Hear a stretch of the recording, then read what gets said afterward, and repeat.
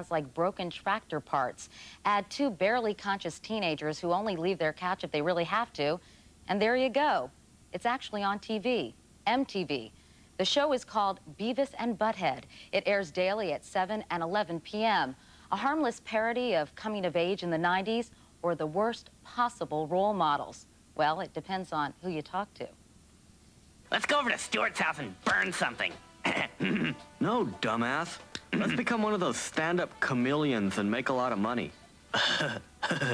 Yeah. They're twisted, Money stupid, rules. your basic losers. Worth And there, America dude. loves them. It's a little disgusting, but it's funny. It's really funny. It's the way they talk. It's more like us. Because everyone else is so fake on TV. This sucks. They're the epitome of stupidity in America today. They're Beavis and Butthead, and they've got some very sick ideas. Washing the dog. Washing the dog. They're cruel to animals. Good flying wedgie, dude. They terrorize the boy next door. They steal and vandalize just for kicks.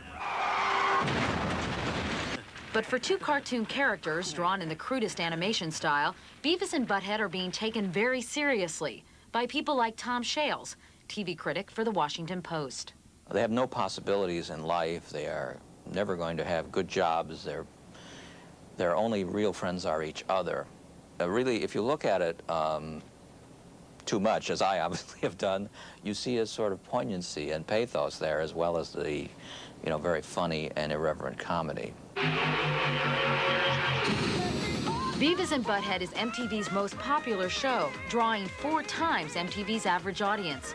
But some don't find the two protagonists poignant. They think they're dangerous. Breaking the law. Breaking the law. Let's burn something. Just last week, an Ohio mother claimed her 5-year-old son set fire to his family's trailer and got the idea watching Beavis and Butthead playing with a lighter. His 2-year-old sister died in the fire. The thing that I'm concerned with, when you've got a 5-year-old kid that sets a fire after he's watched a show where the actors in it said fire is fun and they like to play with fire, this is not good, reasonable broadcasting. This is just foolishness. I'm already working up an appetite. Apparently, this is not an isolated incident. In another Ohio town, 6-year-old Kristen Bridges and her 8-year-old sister Tashay were watching Beavis and Butthead one day. Beavis had a lighter and Butthead had an aerosol can, and they did it in school and they blew Butthead's head off. Beavis. The girls tried it at home, and this is what happened.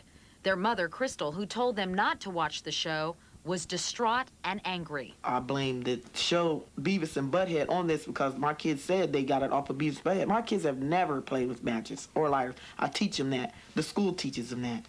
While denying any responsibility for the Ohio fires, MTV today did put out this press release saying the network would delete all references to fire by the Beavis and Butthead characters.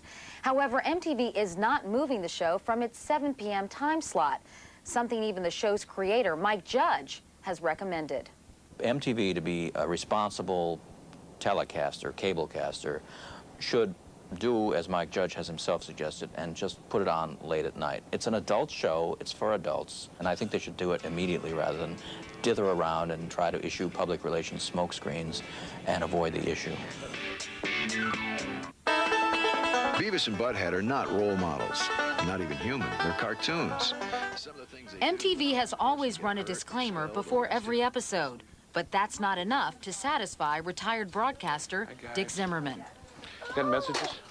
Zimmerman set up a hotline in California to force MTV to tone down the violence, whatever the hour. They put a television show in which their characters, Beavis and Butthead, who've actually become societal icons, on the air, and in virtually every episode, they commit major felonies. Stay tuned as Beavis and Butthead burn things and blow stuff up. Burn things and blow stuff up, yeah. Something to stay tuned for. Beavis and Butthead may be up to their old tricks this Halloween. The show has unleashed a merchandising stampede, and movie deals are in the works. Kurt Anderson, Time magazine's cultural critic, thinks they deserve their cult following. In fact, he calls it the bravest show on television. The fact that MTV is both satirizing all of these rock artists that are their bread and butter, and they are satirizing in the persons of Beavis and Butthead 60% of their viewership. You call it a very brave show for MTV, but is it brave to depict these guys and to basically put them on a pedestal for being so gross and disgusting and sociopathic? I'm not sure that they are put on a pedestal. To me, they are losers and slackers. They are funny losers and slackers, just like the Three Stooges were. But I don't think anybody looked up to, you know, Curly and Joe and said, I want to be that guy when I grow up. You have a 5-year-old and a 3-year-old. I do. Would you let your 5-year-old watch Beavis and Butthead? I wouldn't let my 5-year-old watch MTV. And on all kinds of television networks, it requires more vigilance on the part of parents than ever before, because essentially the street has come into your home. Check it out, Butthead. Paint thinner. Cool. You may not want Beavis and Butthead to be on the street where you live, but plenty of people are inviting them into their homes every night. They're the eternal 12-year-old teenage stoner and nothing more. It's stupid just to blame a TV show for the problems that a family is having. It's not, I mean, it's not real. Anybody knows that's not real people. The question is, does everybody know that? I like the part when they bring out lighters and go, fire, fire, fire, and blow up stuff and burn stuff. I heard if you fill the room with gas and light a match, all the oxygen disappears and we'll get a killer buzz.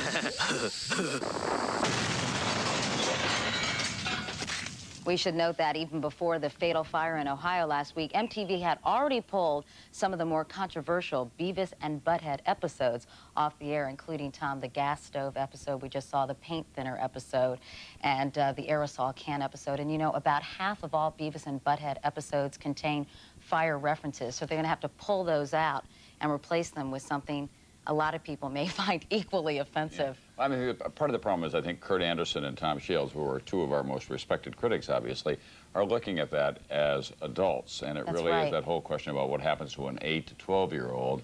And too often, as I've discovered in my own experiences in talking with a lot of the kids around the country, is they don't know about the pain of real violence.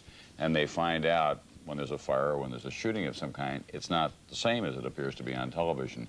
But at the same time, at home, there has to be some kind of a control over That's what right. they watch. But it is one thing to watch it with a very sophisticated eye. When I was a little kid, I used to watch Leave It to Beaver and My Three Sons and Ozzie and Harriet, and they did teach me good values, and you wonder what kids are learning from this stuff. I even thought I was Ricky Nelson for a while.